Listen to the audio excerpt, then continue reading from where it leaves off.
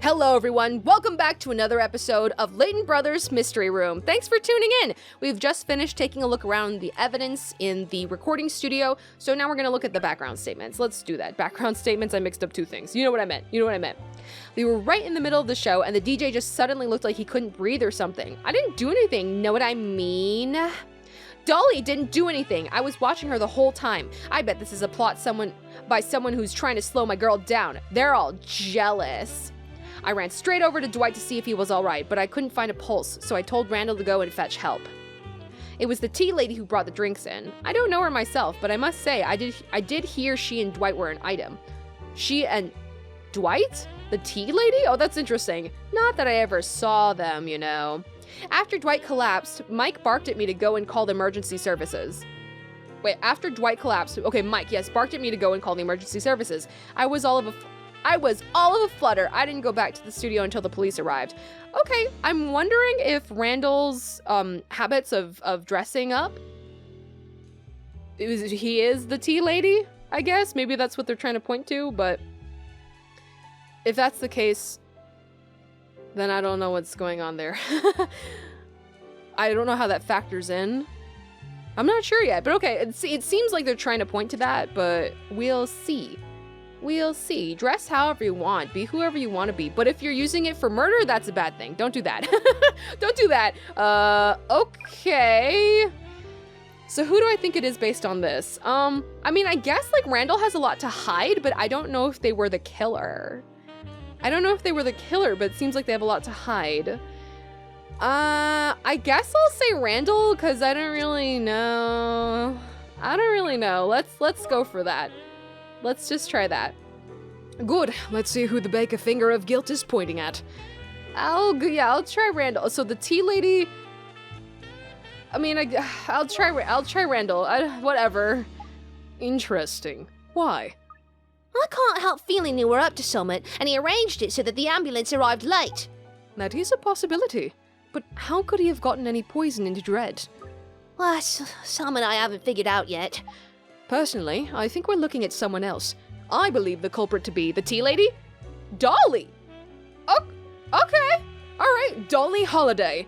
Again, she seemed like the most obvious one, so I strayed away from her, but okay, alright. Give over! You don't really think she did it, do you? Oh yes, let's see. Whoa! Oh, that is significantly lower than usual! This is the first time that's happening. Okay, 43.6% sure of it. That's rubbish! Oh, it's not letting me advance fast enough. What's going on? Hello? Yes, well, there are simply too many pieces of the puzzle missing at this stage. That's not much of a number to go on, is it? It doesn't exactly inspire confidence, Prof. Honestly, at this point, we shouldn't really be relying on you 100% because, yes, you're correct a lot of the time, but not always. Sometimes there's more behind it and you're not always correct, so... No, it's a fairly weak conjecture, but still, there are a number of questions I'd like to ask Miss Holiday. After all, she was right next to Dread when he collapsed. Oh, I see. Well, that's it, is it? Right, well, I suppose I'd best go and see if I can get in touch with... Walking on in. Walking on sunshine. Whoa! Hello. Welcome. Okay, so she's... Okay, I'm gonna try and figure out a voice for her. Excuse me. It's always got me in a tizzy when I gotta come up with all these voices on the spot with 10 billion side characters that show up for one case and then disappear. Is this a mystery room or what? We'll come up with something. A what? Miss Holiday, what are you doing here? One of your detective fellas told me to come, didn't he? Didn't he, eh? Alright, well, so he was. He threatened me, you know. Said he'd pinch me and check me elbows if I didn't come in. Oh, right, that sounds like our Detective Sergeant Haig. Haig? Hog? Yes, he's, very sharp. Yeah? That's a phone! Okay. So, what you lot get up to here then, eh? Anything special? This is a special division of Scotland Yard, where we investigate especially heinous crimes. Doo-doo! The SVU, anyways. Look, I know what's going on, but at the end of the day, all I want to know is if you're arresting me or not. No, we merely wish to ask you a few questions to help us with the speedy resolution of the case. Oh no, officer, I never speed. That's ever so dangerous. I always stick to the speed limit, me. Let me try to explain. You are a witness, you see, Miss Holliday. Prof, message from Sniffer. He says she's the one. Squeeze a canary till she squeals were his precise words. We're gonna say this right in front of her, even though we really shouldn't be saying that. That's gonna put her in a different state of mind.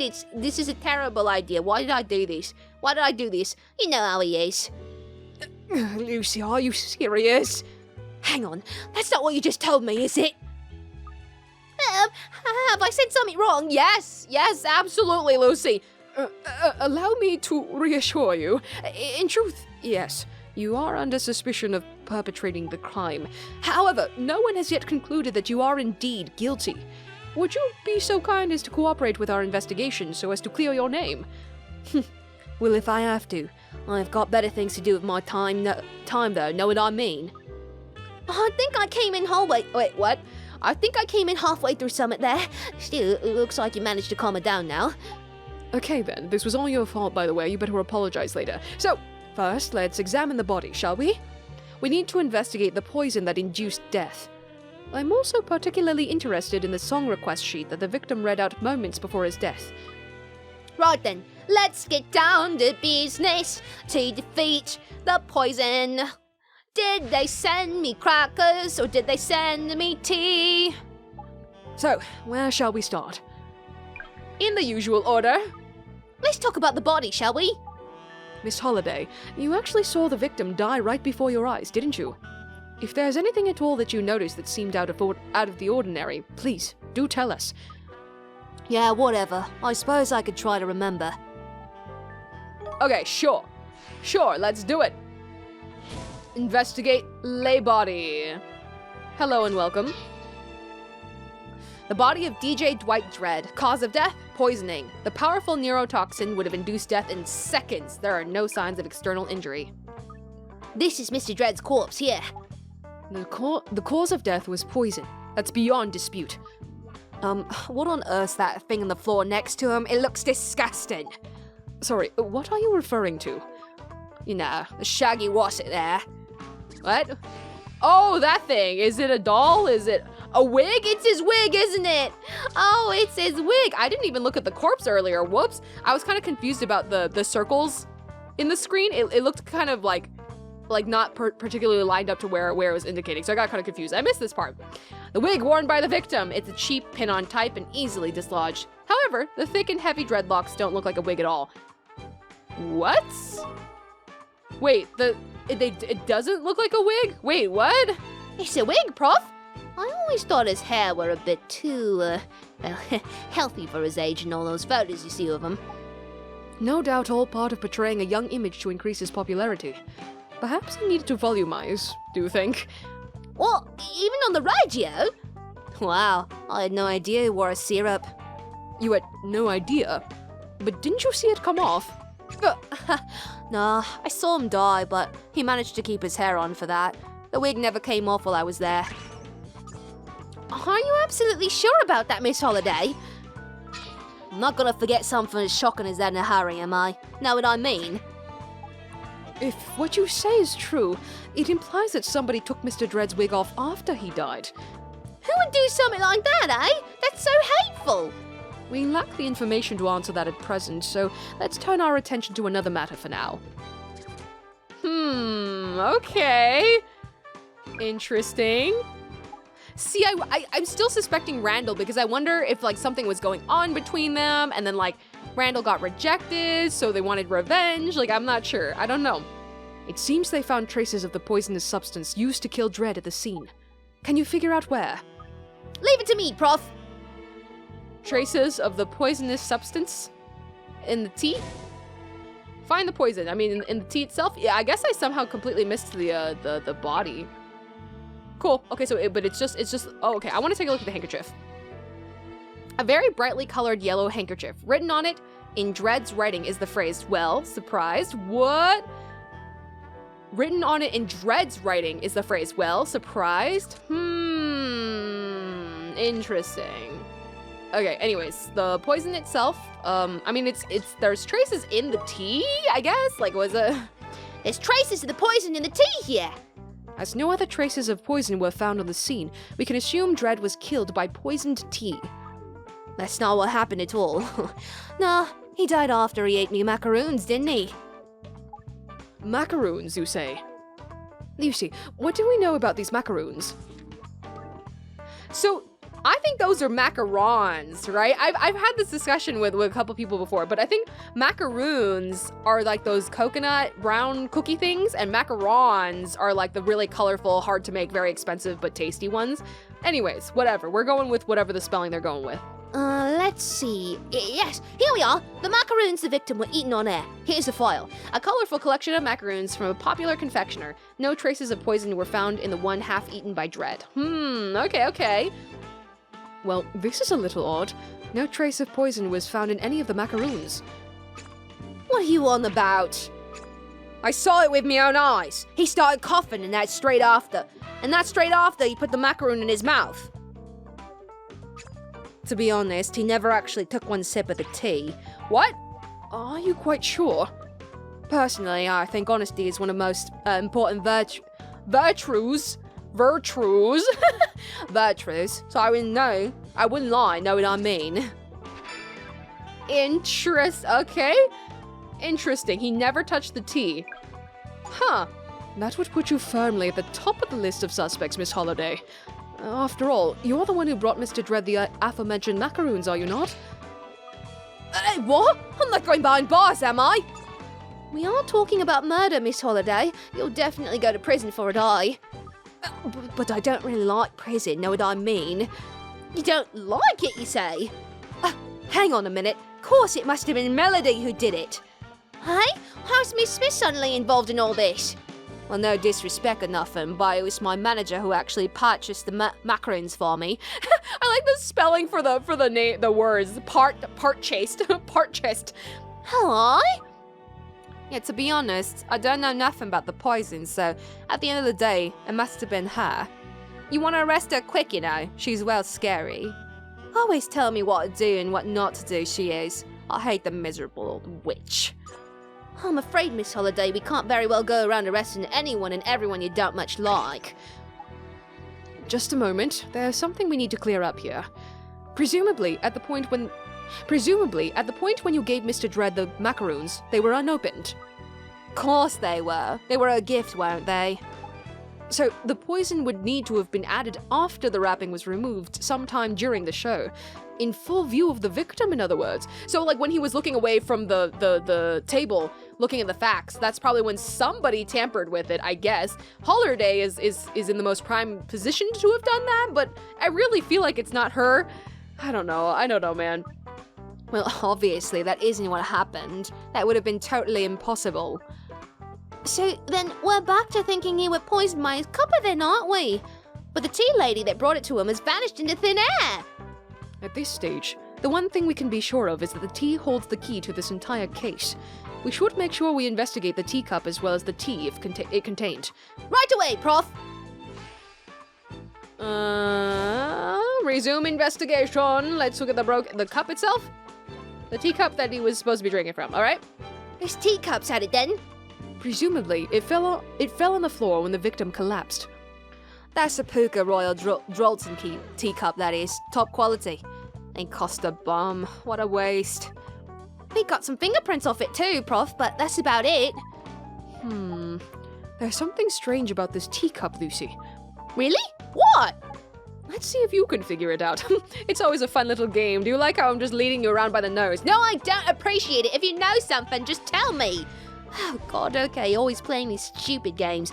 Alright, the way it broke, the pottery it came from, where it fell, the fingerprints on it. I had to take a look at it again. I guess the fingerprints because it's only his and should have the tea lady's fingerprints on it too? Okay? Oh, it's the prints! There's no fingerprints for the tea lady that brought the drinks! Precisely. I'm glad you noticed, Lucy. Oh, most certainly. Oh my God! I forgot to turn off notifications. I'm really sorry. Almost certainly. Somebody wiped the fingerprints from the cup after it was brought into the studio. No disrespect to you, but does anyone give a monkeys? I mean, at the end of the day, you can't know who wiped them off, right? Miss Holliday is quite right. There's little point in continuing on this line of investigation at the moment. Right then, I'll poke my nose in somewhere else then. Okay. I really don't think it's her at this point in time. Give me a quick second. I'm gonna go ahead and put my phone to do not disturb so we don't get any more notifications. Okay, cool. Back in business. Let's go. Deadly request. While on air, the victim received a request for a song entitled I'll Be the Death of You. To be honest with you, I nearly had a heart attack when he keeled over. Seems highly likely it were the killer that sent the request though, hey? Let's examine the fact sheet the request was written on and see what we can deduce. Yes, let's do it. Let's do it. I'm starting to figure out who I'm trying to channel for voicing Holiday. There's a YouTuber that I watch who does their makeup similarly and kind of has a very strong accent like that. I'm not quite doing it well, but I was like figuring it out and I was feeling somebody. I was like, oh, I feel this. I like this. And I was like, who is it? Who is it? And I just recalled it in between. Anyways, just wanted to share. This is a random little tidbit. Investigate the song request. So the song request was on the table. Oh wait, on the fax? Or was it on the table itself? I forgot already. It's okay. We'll find it.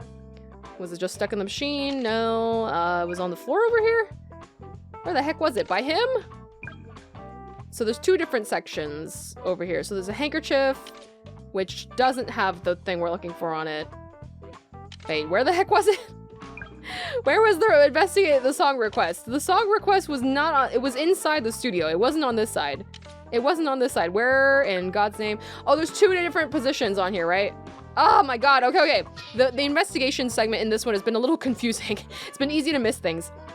A song request faxed in from a listener. It reads, I'll Be the Death of You in handwritten script and is signed Angelo Death.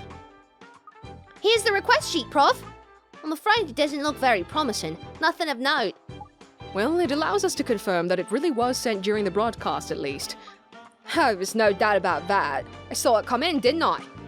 So, the killer were on the other end of the line, then? Quite possibly. Let's examine the fax machine and see what we can deduce.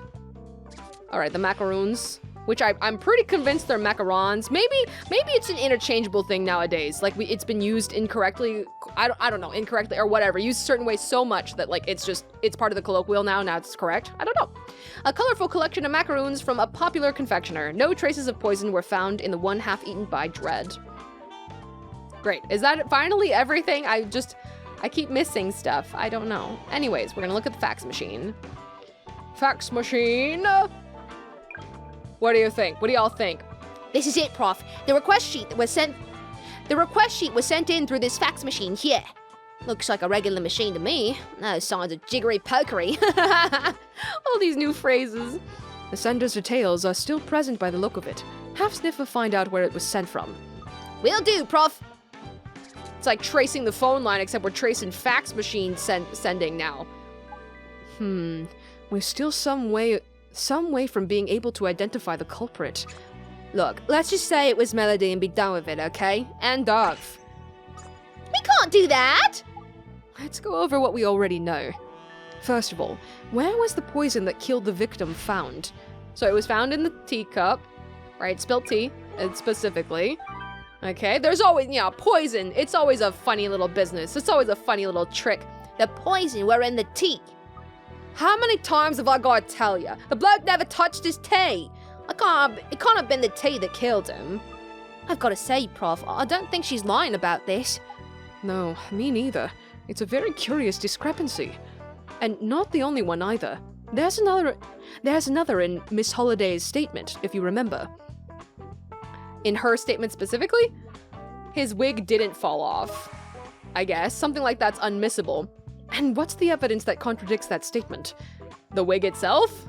The fact that it's off? Okay. All right. The victim's wig weren't on his head, but according to Miss Holliday, he still had the wig on when she last saw him, which were after he died.